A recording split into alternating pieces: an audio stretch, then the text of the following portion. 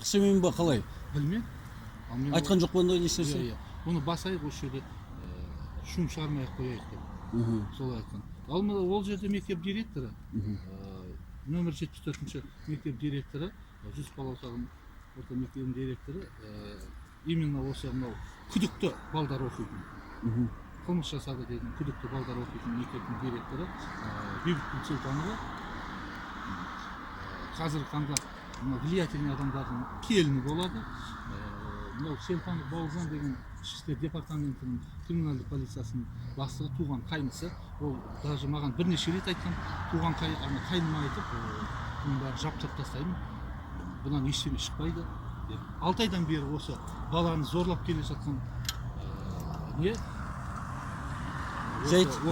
оқиға тіркелмеген.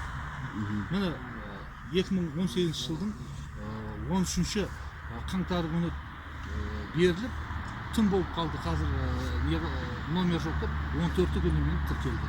Жаңа айтып отқан Селтанов бар, басқа бар, құзырлы адамдардың арқасында осы тірлікті жауып тастайды деп ойлайсыз ба сіз енді? Күдігіңіз бар ма? Мен күдігім бар. Қандай күдігіңіз? Мен күдігім бар. Мінекейіңіз қазір бізді бір қылмыскерлер сияқты бандиттерді ұстағандай 30 адам бар бізді өз еркімізден тыс алып келді.